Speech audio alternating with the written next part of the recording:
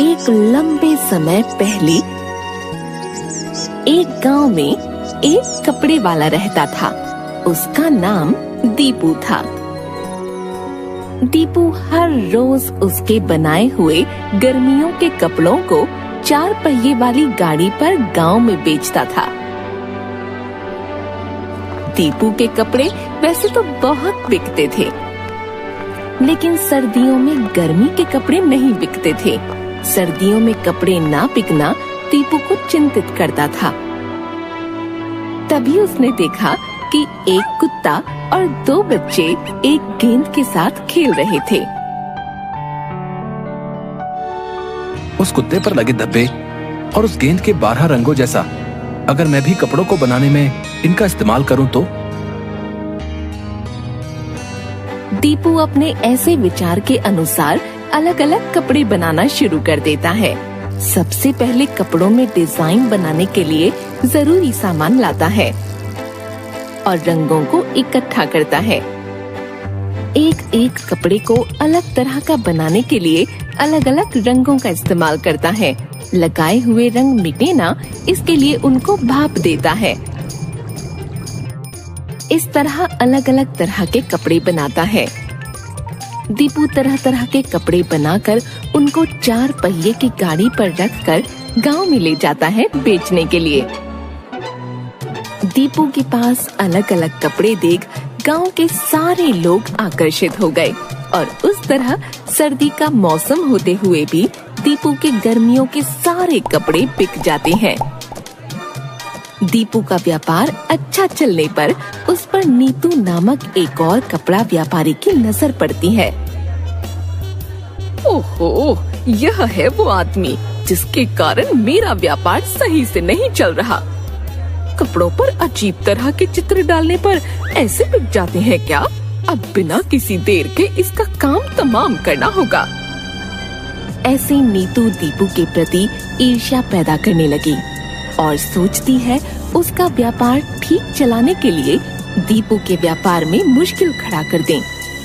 दीपू के नए प्रकार के कपड़े की तरह वह भी चीजें तैयार करती है और काम करना शुरू कर देती है।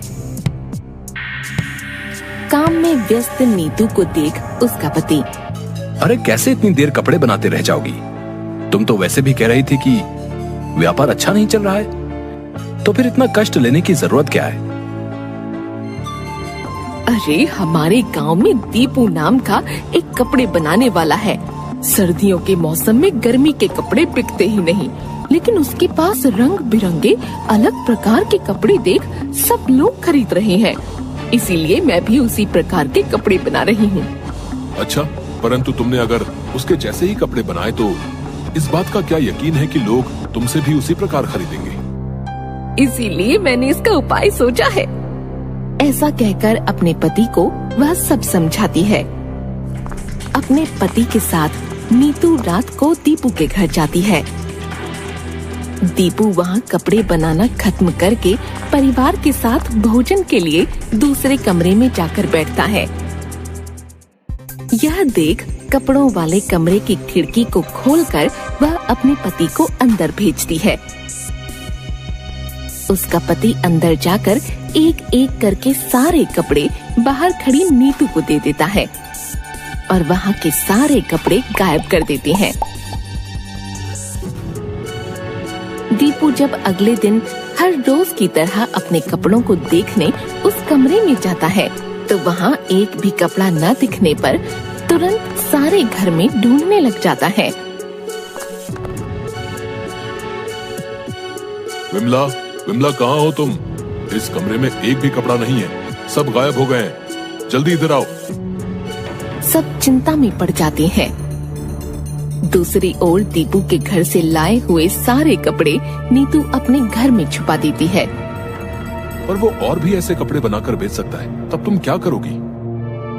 यह सारे कपड़े बनाने के लिए उसे कम से कम 4 दिन तो लग ही जाएंगे, और यह 4 दिन बस है मुझे अपने कपड़े बेचने के लिए। नीतू ऐसा कहती है। नीतू की बेटी घर के पीछे खेलते खेलते रंग बिरंगे कपड़े और चित्र की ओर आकर्षित होती है और उसमें से एक पोशाक निकालकर पहन लेती है और खेलते खेलते घर के बाहर गली में चली जाती है। उसी गली में साइकिल पर गुजरते हुए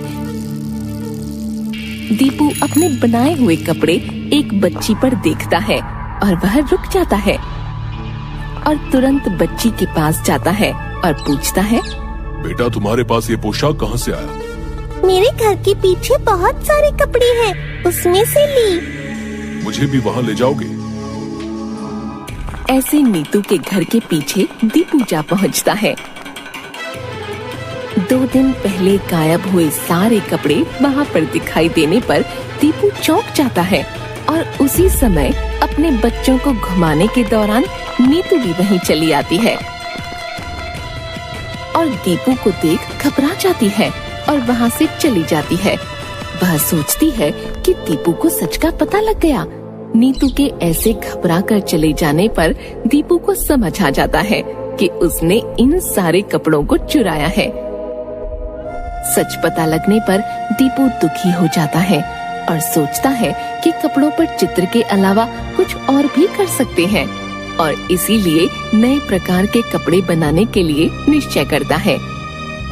वह केवल अलग अलग चित्र पर ध्यान ही नहीं देता बल्कि एकदम अलग प्रकार के कपड़े बनाना शुरू कर देता है। बहुत ही आकर्षक तरह के कपड़े बनाता है। मोटरसाइकिल पर बारिश के समय पहनने वाले कपड़े और धूप से बचने के लिए अलग प्रकार के कपड़े, छोटे बच्चे के लिए भी, होटल में वेटर के लिए अलग तरह के कपड़े और एकदम अलग प्रकार के कपड़े बड़े आकर्षक रूप में अलग अलग रंगों में बनाकर उन्हें बेचना शुरू कर देता है। ऐसे उन नए प्रकार के कपड़ों को बेचने के दौरान एक दिन दीपू को नीतू दिखती है और नीतू तुरंत शर्म से अपना मुंह मोड़ लेती है और वहाँ से चलने लगती है।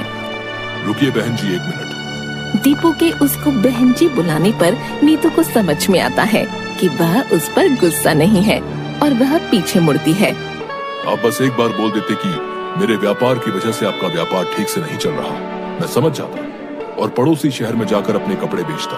अभी भी देर नहीं हुई है। आपने जैसा सोचा वैसे ही चित्र के कपड़ों का व्यापार चलाइए। मैं अपने अलग प्रकार के कपड़े बाकी के अलग शहरों में बेचूंगा। तुम्हारे व्यापार को मेरे व्यापार से कोई दिक्कत नहीं होगी और तुम खुशी खुशी अपना व्यापार यहाँ चला सकती हो। मैंने गलती कर दी भाई साहब, अगर आपसे पहले ही बात कर लेती तो शायद इसका उपाय तभी मिल जाता, पर मैं अपने स्वार्थ के कारण खुद शर्मिंदा हूँ, मुझे माफ कर दीजिए।